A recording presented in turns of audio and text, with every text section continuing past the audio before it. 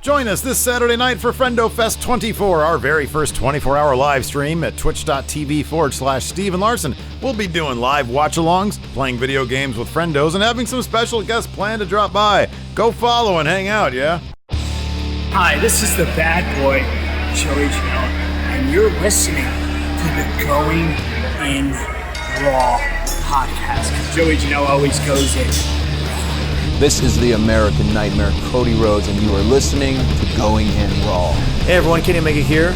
In case you didn't know, we have an awesome kick-butt show called Steve and Larson's Going in Raw, and they're going to be supporting AEW every week amongst many other things. Goodbye and smooch. Good night. Bye-bye. Hey, friendo, Steve here. And Larson. Hey, welcome back to Going In Raw, the only pro wrestling podcast you can be listening to right here at youtube.com/Steve and Larson. Available wherever podcasts can be found. And, of course, taped live at the Twitch at twitch.tv/Steve and Larson. By the way, as you guys saw at the... Wait, maybe you didn't. I don't know. Do we have a pre-roll in this episode? Mm-hmm. Oh, we do. Okay, so you didn't see the little... I put the little card up on the news brief. Maybe you guys saw it early in the news brief. 24-hour stream, Friendo Fest 24, happening live on the Twitch, twitch.tv/Steve and Larson, this coming Saturday, starting at 10 a.m. Pacific, going all the way through to Sunday, the 20th, at 10 a.m. Pacific. It should be a lot of fun. I mean, it should be a lot of fun for somebody at some point. But it might be fun for us, like the first 6 to 8 hours. Around what time do you think we're going to really start regretting things? I mean, does now count?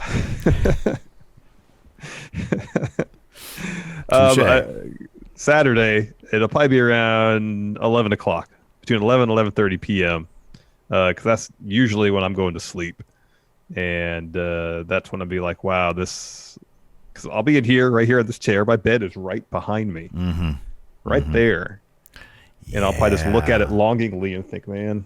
Yeah, that's right. If I had agreed to this, I could be right there right now. You'd be tapes. Yeah. Instead, I'm here having to talk to you for like 12 more hours. Oh. Well, that's not good. You don't like that? We're going to have friends. It's fine and all, but rest is better. Well, you can't debate that. So we got to play video games, man. I might blow up on air, dude, because I'm so competitive. You are, oh, wow, highly competitive. I am.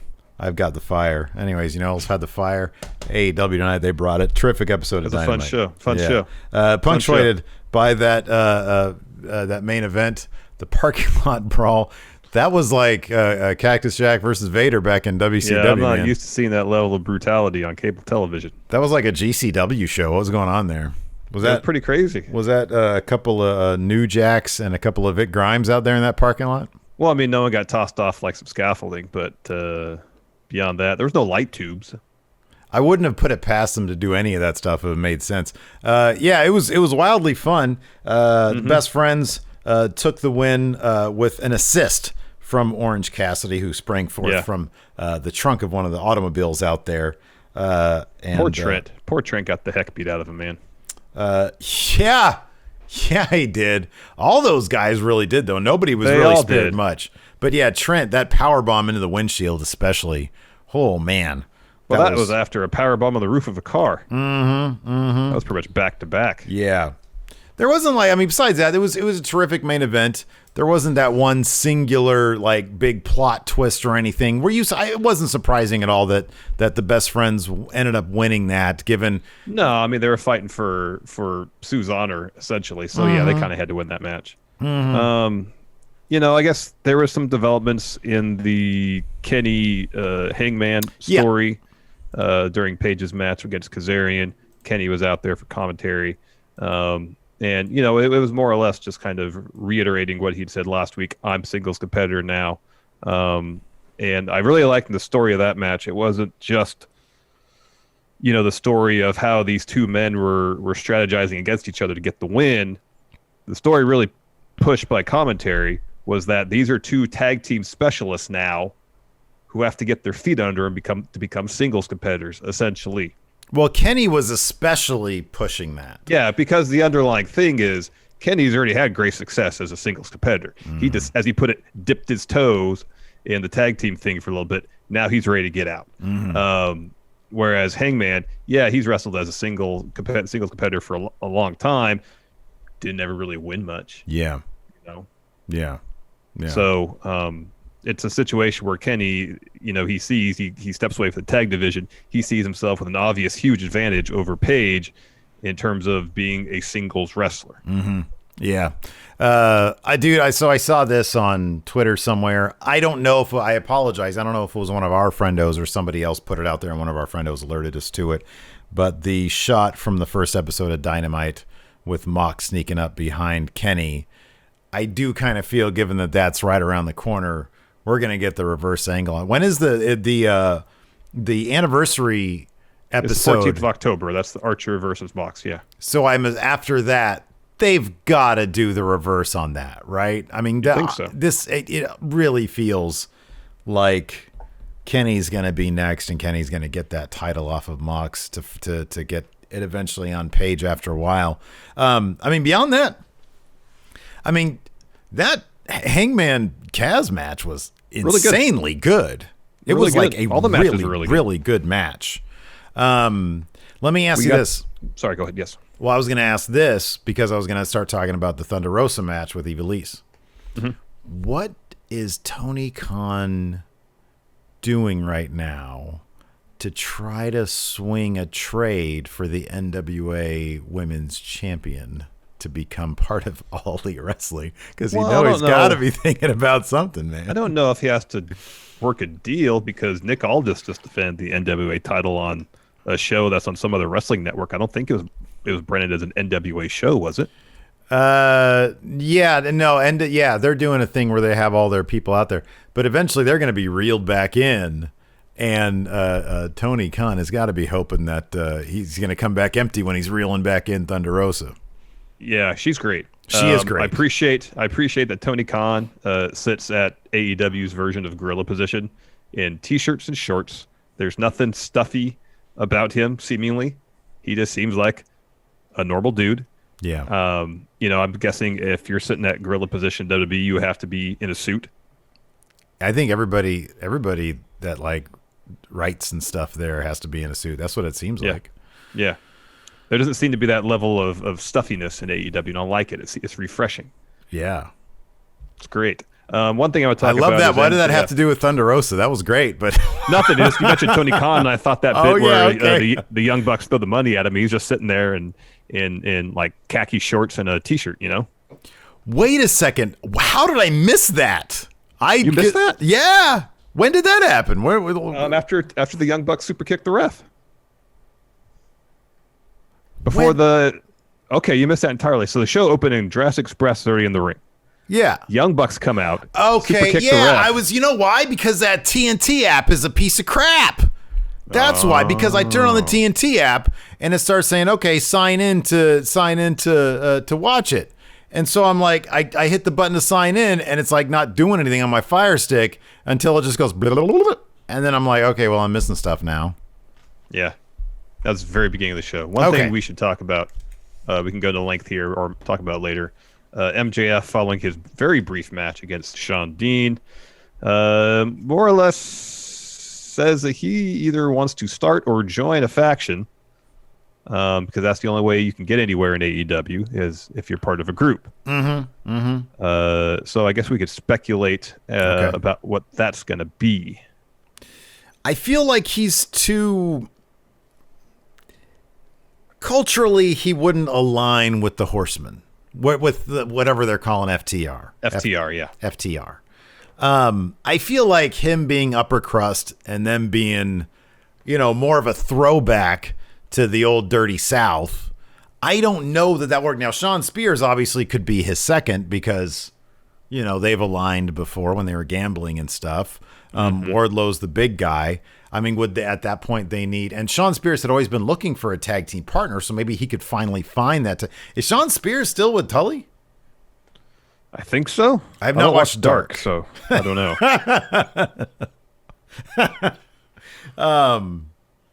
So yeah, I don't know. I don't know how that. I don't know who we get, but I think it's great to speculate. There's tons of great people. Obviously, it's not going to be Griff or the pink shirt guy, or the other guy that Mikey Omega seems to like a lot. What's his name again? He keeps on talking about him. He was like, yeah, my dude was on there. Blackwood was the guy with the blue hair tonight. All right. Beat up by Kingston's guys. Yeah. Oh, on Late Night Dynamite, he's going to, according to Hugh Longheavy, on Late Night Dynamite, he's going to be with Tully. So that's happening next Tuesday, I think. Ah, yes. Next Tuesday, late. Yeah, I don't know. Ed Fry says, Steve, why couldn't MJF be the Flair of the FTR stable? That's a good point. Fair point. Yeah. Fair point. Yeah, I mean, would that be cool? Him with FTR, right? Mm-hmm. Sort of makes sense, I guess. Yeah, that would be cool. That would be cool. Fair enough. There you go. All right, let's dive into this. So the show opened up with Jurassic Express taking on FTR, as I mentioned, though Young Bucks came out before FTR made their entrance, decided just to super kick the ref. They leave the ring. They walk backstage. They just walk up to Tony Khan with a giant wad of cash, throw it at him. And then they walk past FTR. There's some trash talk between the two teams. FTR, they make their entrance to the ring. This is a really fun match. After Jurassic Express has kind of the advantage early on, Cash power slams Jungle Boy. He's isolated for a good stretch. But in the end,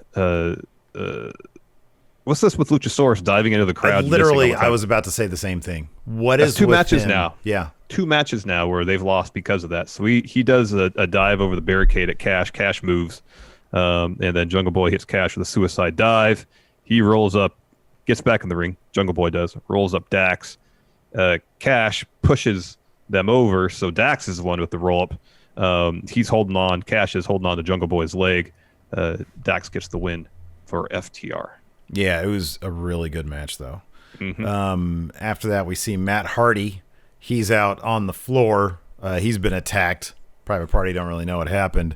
Jericho and Hager roll up. Jericho has his bat with him. They mock Matt Hardy. They say, too bad you can't come out there with your guys now. Yeah. After that, we had Hangman Page versus Kazarian. We sort of talked about this match already, but man, they let Kaz get so much in on this match. This was really, really terrific stuff. And yeah, like we said, Kenny was on commentary, being really passive aggressive towards Hangman. He was. There's that one bit where he's talking about Page running out of steam.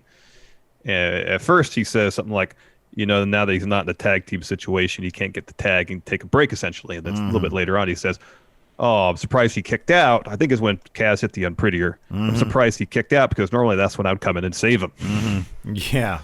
But also, like, beyond the story of this where, 2 tag specialists now going back into the world of singles wrestling, there's moments in here, maybe it's just me overanalyzing things, where it felt like Hangman was laying in some stiff shots into Kazarian for some measure of catharsis. There's a couple shots of him, reactions after he does things, where you look at him, it's like, it feels like that felt good for him to do that, I really doubt you're just looking into that too much, because Kenny's out there, and Hangman kept on looking at Kenny like he knows damn well what he's doing. That wouldn't shock me at all if that was part of the storytelling there. Yeah. Because then after the match, Page, this is a great sequence towards the end where Page is trying to get the buckshot, and Kazarian's evading. Earlier in the match, Kazarian hits Page with a couple of draping leg drops, goes for one again. Page evades that, hits the buckshot to get the win. And so he's in the ring, selling the match because it was really hard hitting. As soon as the match is over, Kenny just takes the headset off, leaves pretty much. And so Page finally gets up and he starts looking around for Kenny. Like pretty much literally as Kenny's walking through the tunnel, Page is getting up and looking around for him. Doesn't see him, kind of lets out a heavy sigh, calls for a beer, pops it, takes a drink. I don't know if this was just let me catch my breath or if this was do I want to do this, but there was a hesitation when he took that first sip of beer too. Yeah. And again, I don't know if that was a character thing where he was like, I want to not do this, but I'm going to do it, or if it was let me just catch my breath. Either way, a little ambiguous there, but that was just a terrific match. It is, and I feel like from the storytelling perspective with Page especially, they're adding so many layers, and there's such attention to detail. Yeah.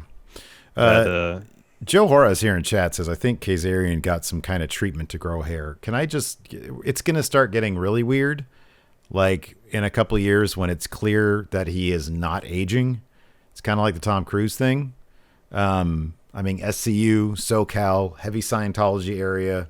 Do we put two and two together here? I'm telling you, man. It's Fountain of Youth Scientology. Moving on, MJF walking around during picture-in-picture.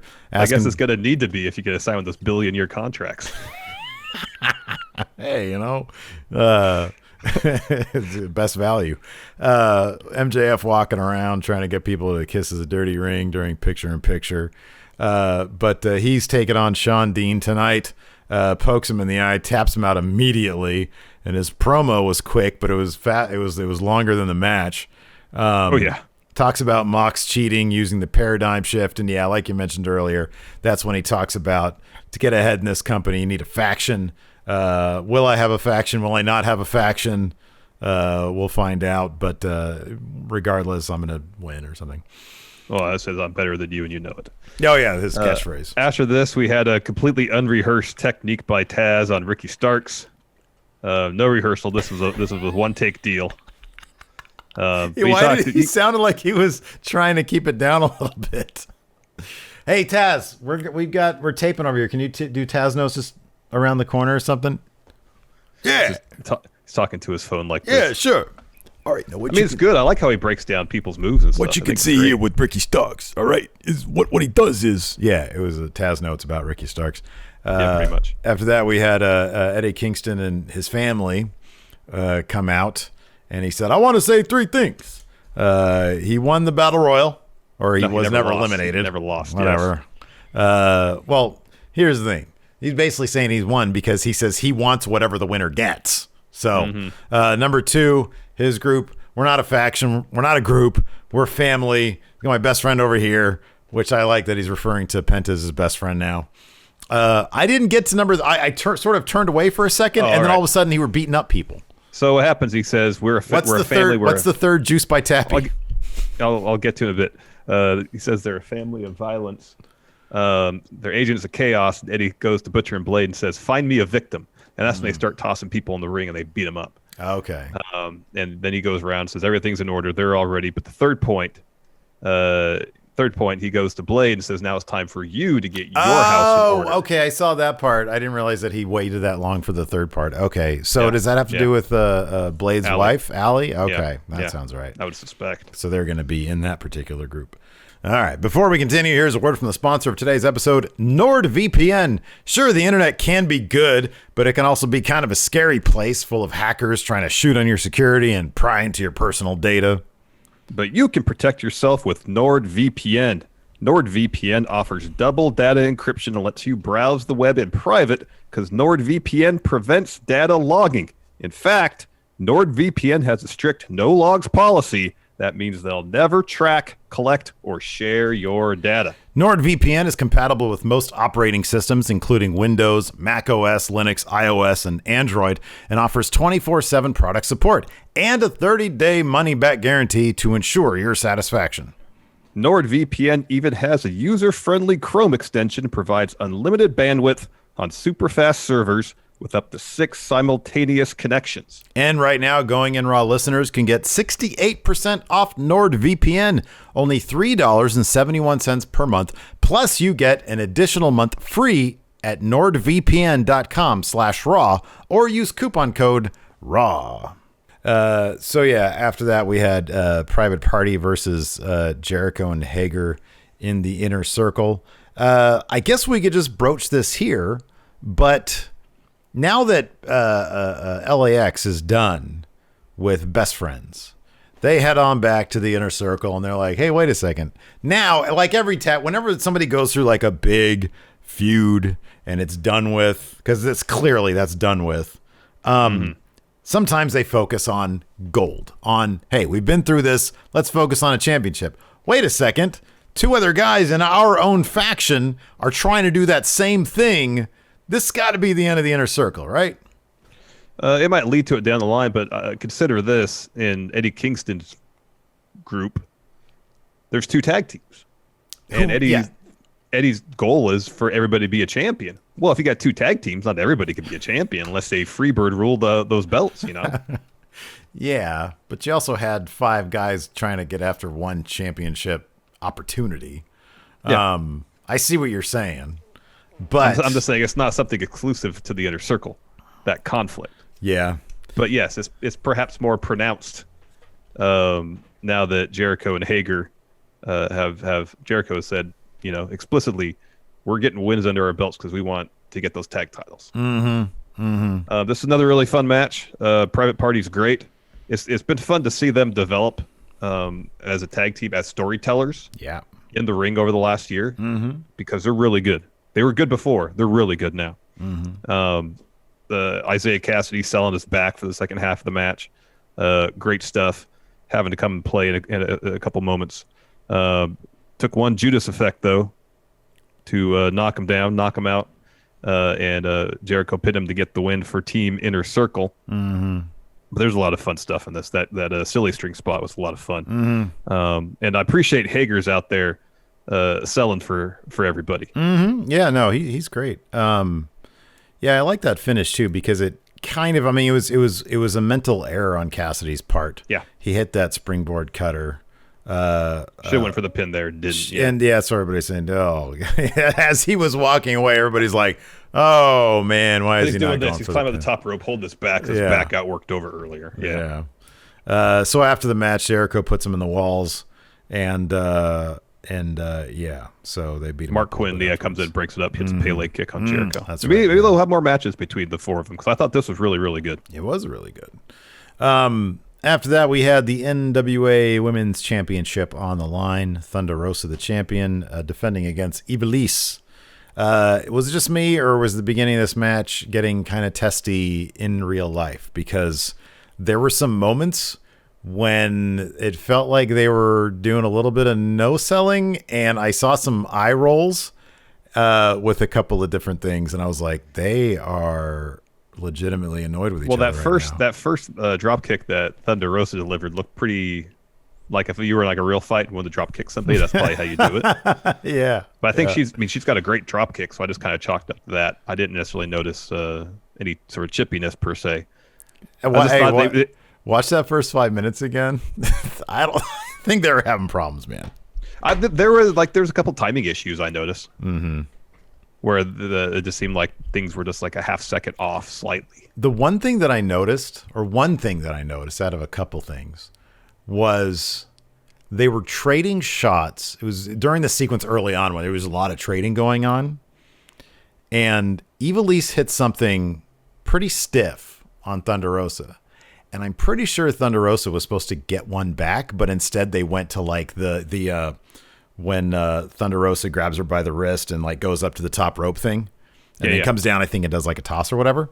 Yeah. And when Ivelisse made the motion to go to the to do the next sequence, Thunder Rosa like rolled her eyes like, "Oh, you're not gonna let me get one in on you after you just laid that win on." That's what it felt like. That's what it looked like, and I was like, "Oh, she wanted to get one in," and Ivelisse moved on. Maybe I was just reading things, but like from the get-go, I was like, this is like stiff right now. It got a lot smoother later on in the match. Yeah, after that drop kick, it seems like things got smoothed out a bit. Yeah, I like it's crazy too. Like to think, and I kind of knew this, but like to hear it illustrated by commentary that Ivelisse has been doing this for 16 years, and Thunder Rosa has been doing this since less time than we've had this podcast. Yeah, like 5 years, I think. 5 years. Yeah. That's insane. She's really good. She is really good. I mean, like across the board, she's good in the ring. Her character works really good. She's got a great drop kick. I can watch her drop kick people all day. Yeah. Like that one later on when the basement one when Ivelisse was up against the ropes. That was stiff as heck too. Yeah. But it's a strong showing for Thunder Rosa. She kicked out of Ivelisse's finish. Hits a tombstone. I will say this. So when Thunder Rosa caught Ivelisse and picked her up, she was making sure that Ivelisse's head was high enough up that she wasn't gonna plant her on the mat. Yeah, she made sure she was in a good position. She actually put her hand down, see if they could check to make sure her head was in the right position, so she wouldn't be dropped right on it. That was we all know the story of when Hulk Hogan got dropped right on his head by the Undertaker. Of course, yeah, you got me, brother. Yeah, screamed out in pain, "You got me, brother." Yeah. I hope maybe Thunder just make sure you don't hold her too tight because that's what the Undertaker did. On impact, the impact can travel through the body and affect your neck that way. So Thunder Rosa gets the win. Diamante, who is, of course, Ivelisse's tag team partner, attacks Thunder Rosa from behind. Ivelisse grabs the belt, raises it. In comes Shida, who is sitting ringside to make the save. She pretty much throws Ivelisse into Diamante. They both go tumbling out of the ring. She picks up that NWA Women's title, kind of looks at it a little bit, and then puts it on Thunder Rosa's shoulder, and then takes her leave. Yep. You think they're going to go another round? I don't know. They got that tag match next week where they're tagging together against Ivelisse and Diamante. So I wonder if that's going to turn into something, or if that's just that might be it. I mean, I know NWA is going to get back to what are they doing, like weekly pay-per-views or something? Something like that. Anyway, something like that. Let's see here. After that, it was just the Kip and Miro bit. Yeah, this was fun. It was short. These two guys have decent chemistry. Yeah, they got good chemistry. So Miro's sitting there. He's doing some bench presses. And Kip is hyping up like their Twitch channels and talking about how great stuff is. And then Miro gets how hard they work and stuff like that. Yeah. Yeah. He's like, whether it's here at the working out or on Twitch, we work really hard. And then Miro gets up. In the ring, yeah. Yeah. Miro gets up and he starts talking about how the best man has to deliver the best batch. He's like, let me get in the ring and destroy some people. And he's like, whoa, we got business. And he's like, oh yeah, that's right, buddy. The best man's got to give you the best bachelor party. And they start talking about like Call of Duty. So yeah.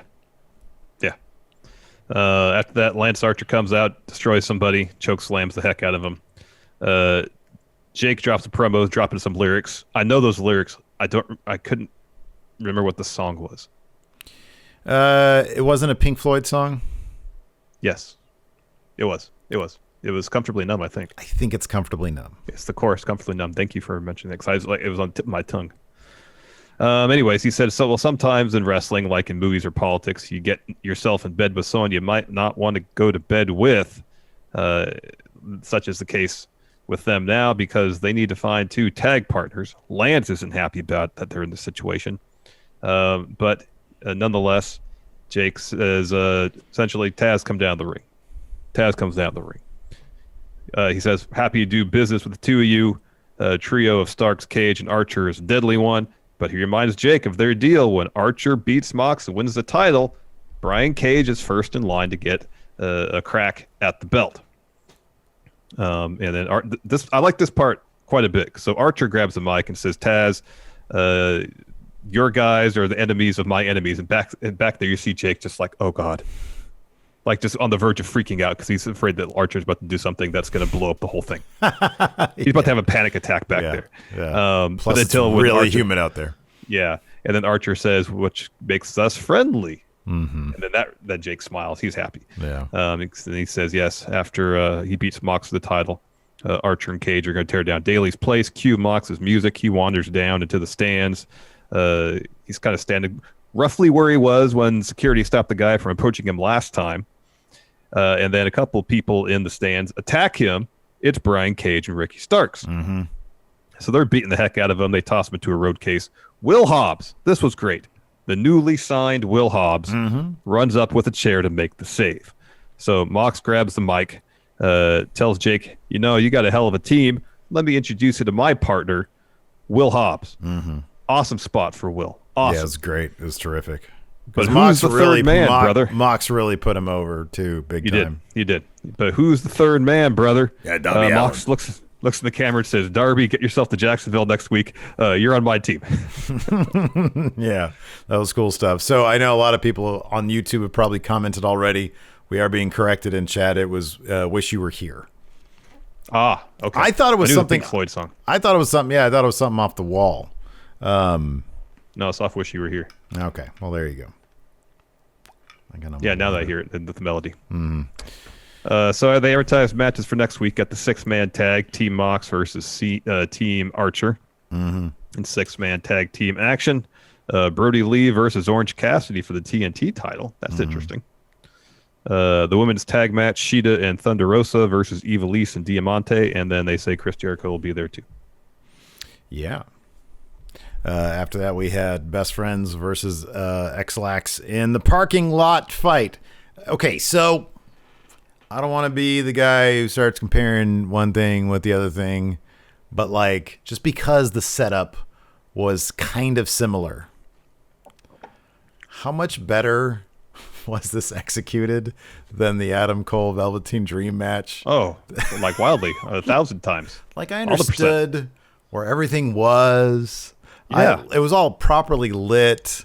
The camera didn't drift off into like weird places at moments, and they wander in and out. What's the first shot we got of this?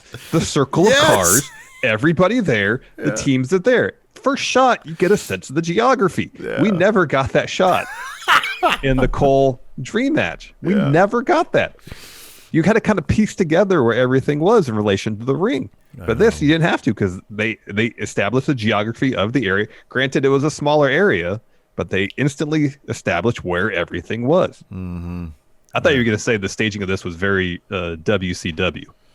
Well, a lot of stuff AEW does is very WCW. Oh, I know, yeah. WCW had a lot of good stuff, but they did. This I'm just, compare and contrast, because the scene, like the setup was so similar, like you can compare these two. And it's funny because reading chat right now, clearly I'm not the only one thinking this.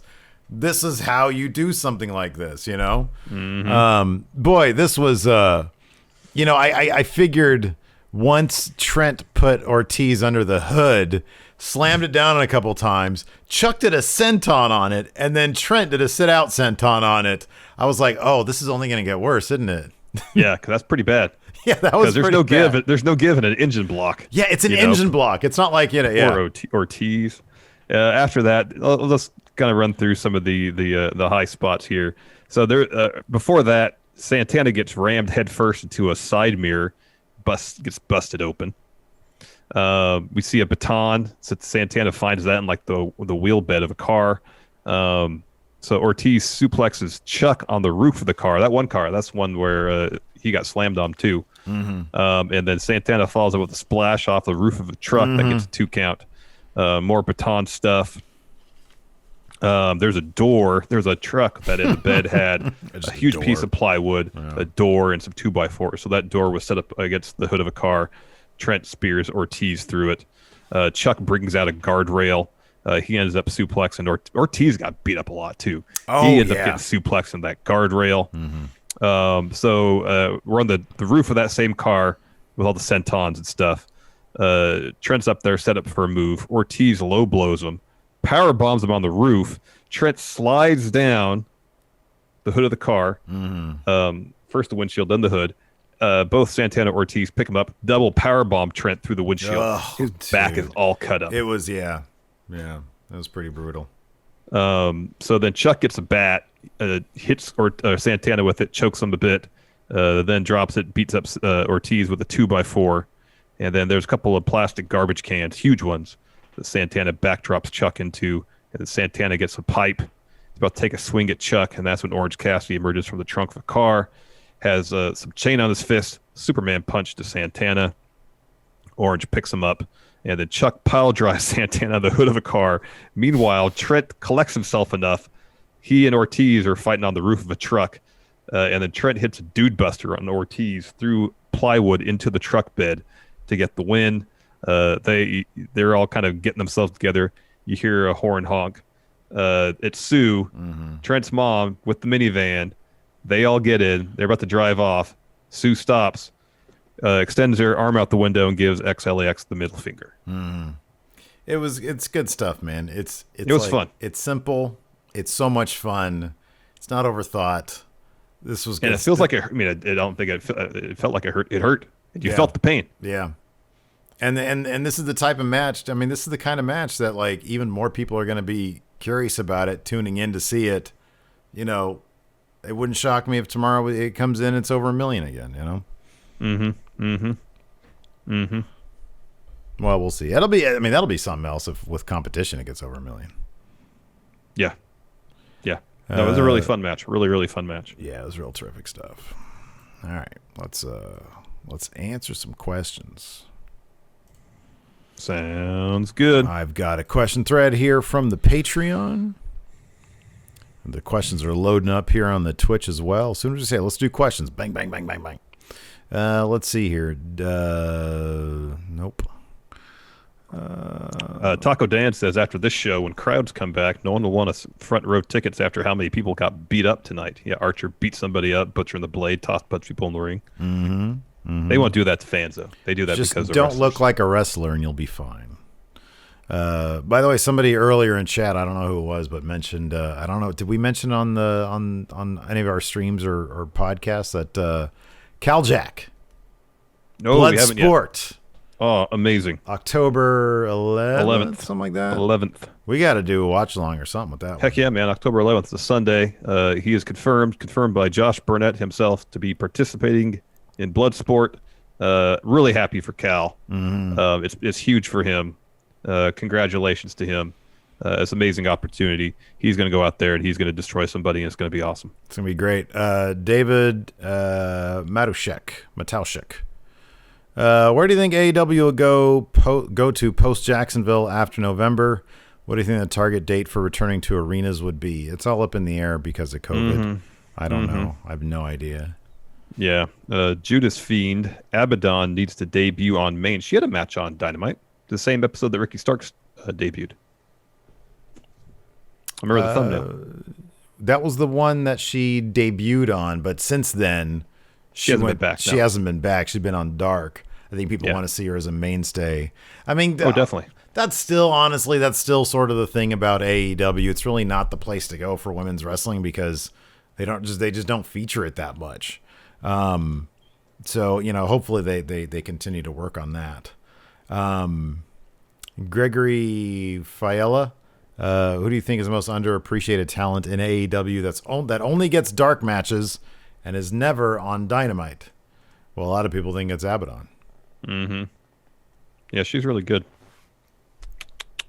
I would say Will Hobbs, but he's pretty firmly on Dynamite now. Yeah. The Hybrid 2. Jorge D says the Hybrid 2. Well, yeah, they're good. They're good. Ara Lopez Ortiz. What I've noticed from these Jericho tag matches is that he is making people like Sonny and Janela and Private Party look amazing, taking tons of offense from them and near falls. I think it's a way to have Jericho give his rub to people without him having to go in singles programs with them. Totally. Totally. Totally. Yeah, the match tonight with Private Party was outstanding. It was really good. Yeah, it was really good. Oh, I mispronounced his name. Matushik, I think is how you pronounce it. Let's see here. Wolfpack for Life says, have you seen that Miro said on his Twitch that he doesn't want to work with Pac? Last time they faced off was in WWE and Miro tore his bicep. Yeah, I read about that, but didn't I think they, even after the injury, they still wrestled some, I thought, against each other. No say. That's what I read about that. When I read about know. that's what I read, but maybe the place where I read it was mistaken. Just a couple of people here in chat believe that he was just Joking? He was working, brother. Yeah, probably. Dang MQ, does AEW sign Tessa Blanchard despite her history? She returned to wrestling this last weekend with Warrior Wrestling in Chicago, dropping the Women's Championship to Kylie Ray. I don't know. I have no idea. Given her past, her history of how should I say, negative locker room behavior? I don't know. I know her dad's there. I don't know. I don't know it's going to be very interesting. I'll tell you that, to see where she goes. Yeah. Moses Supposes has a good question here. If MJF isn't taking over the Inner Circle, who should be in his stable? How about that? I actually kind of like that idea. That's LAX, a good idea. tired of Jericho and Hager doing their thing. They back up MJF, and Jericho and Hager are like, oh, well, we've got this guy over here. And then Sammy comes up, and he joins MJF as well. And then they already got Wardlow, so they don't need Hager. They kick out Jericho and Hager. Just to confirm, I looked at Pro Fight DB, and I found the WWE's report about Rusev tearing his bicep October 29th, 2015. And then the following December, he did have another match against Neville. He had a couple matches on main event. Actually, several. One on Raw, too. Anyways. Say again. MJF taking over the Inner Circle. Yeah, that'd be great. Dog authority figure. In honor of Sue, what dish does your mom make really well? Banana bread. Dude, I mean, it's like every goddamn meal you can imagine. I go over there to eat. It's like better than going to a restaurant. It's amazing. Dark Dank Lucha. Watch Lucha Underground on Tubi, friendos. I got so much time in the day. I'd rather start watching Dark. I've added Impact. I've added Being the Elite. Dark is next on my radar. Because then when you're sitting here like, I don't know, who's this person? Why are they here? I could be like, oh, well, Larson, if you watch Dark, you know. Like me. Just trying to get one over on me because you're so competitive. Sir Wedgie, I hope that bachelor party just involves a few rounds of Call of Duty and then Megabyte Ronnie eats all the snacks. See, I'm missing out on Megabyte Ronnie. I was like, who's this guy on Being the Elite eating all the cake? It's Megabyte Ronnie. I watched a clip of him. He had a hot dog during a match. Oh, man. He did like a people's elbow with a hot dog. That's like my spirit animal. That's amazing. And his name is Megabyte Ronnie? I got to learn more about this guy. I got to learn more about this guy. Write his name down. You can do some YouTube searches. I don't like being told what to do, generally speaking, but that's a pretty good idea. It's a good idea. That's why I mentioned it. Ashley. Megabyte Ronnie. Ashley says, Will Hobbs for AEW champion. Heck yes. Yes, absolutely. Will Hobbs is great. Let's see here. Johann von Wolfhausen says, Tony, speaking about Trent, how is he still up? JR, yeah, Harvard champion.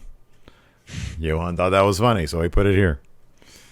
Taco Dan says, I really like XLAX's makeup, especially when Santana opened up, when he got busted open. They look like Bullet Club Young Bucks, didn't they? Gloria Steve Klein.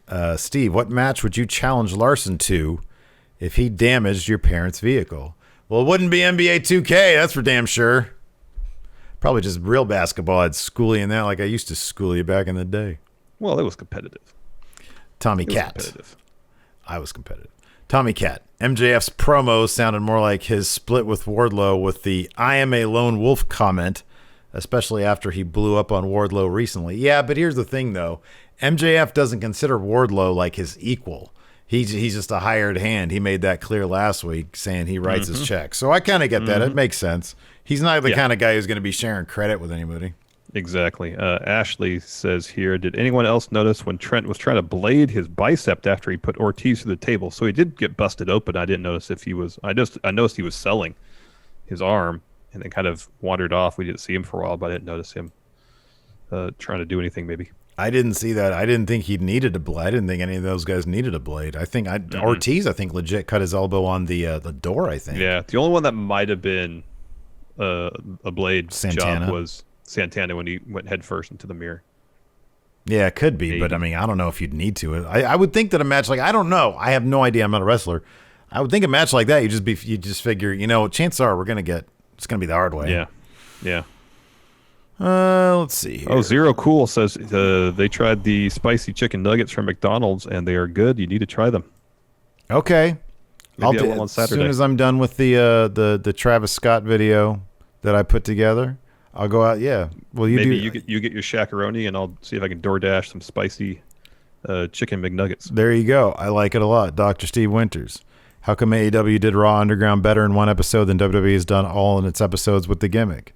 I mean, I think the more apropos comparison would be the parking lot thing. Yeah, but I mean, like Raw Underground's more topical. So. But it's just because AEW keeps it simple. They keep it straightforward. And we know the rules of the match. They tell you what the rules of the match are at the beginning. And they're not trying to like, hey, how about this? We'll do 3 minutes there where there isn't a clear winner. There aren't even clear participants. And then we'll go back to action like in Thunderdome. And then after about 2.5 matches, during the middle of a match, we'll cut back to Raw Underground for a couple seconds. And Shane will end it whenever he feels like it. It doesn't need to be so convoluted. It's honestly like wrestling is pretty damn simple. It really is. That's what AEW's kind of taught us. Wrestling's pretty damn simple. Number one, people really like wrestling because they wrestle a lot on AEW and it does well. And just, fun stories. That's all you need. Yeah. Diehard Homer, who gets a title first, Best Friends or Orange Cassidy?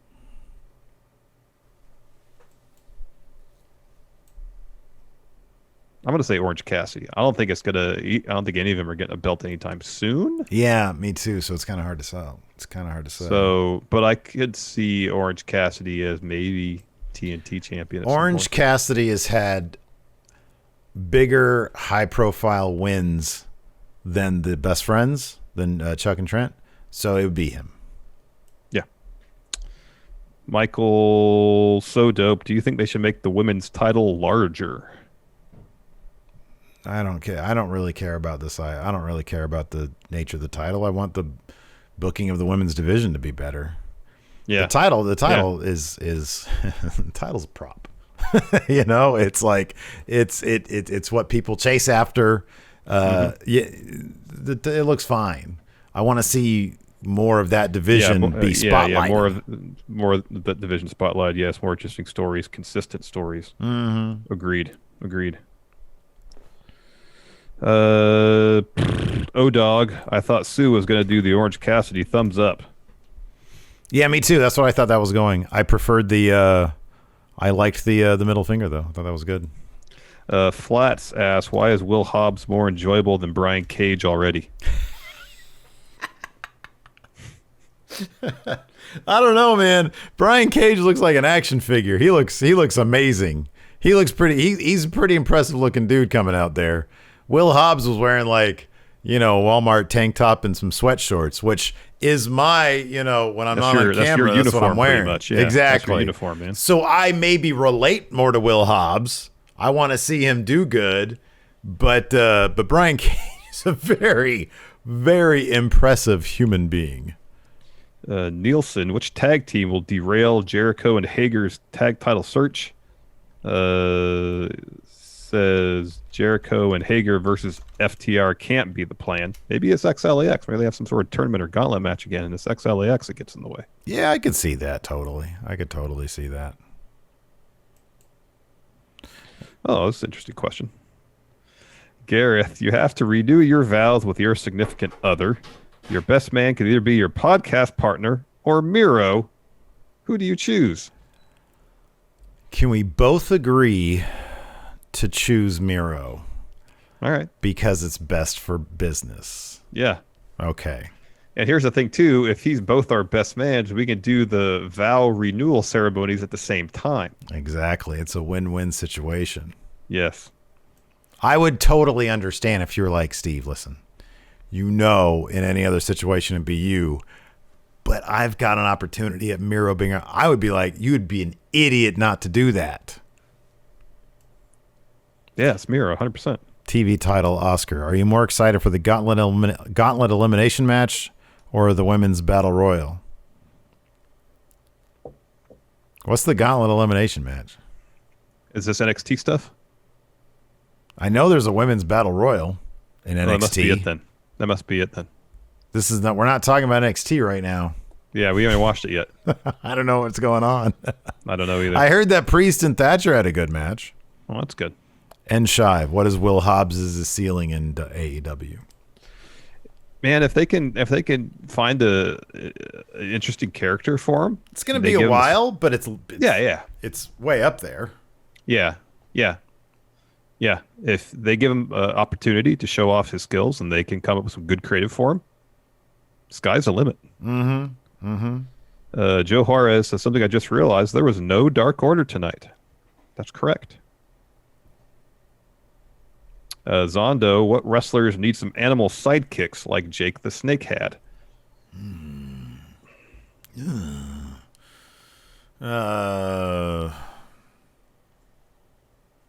What sidekick animal would you give Darby Allin? What if he had like a badger? Give him like a skunk. Like it's on color brand.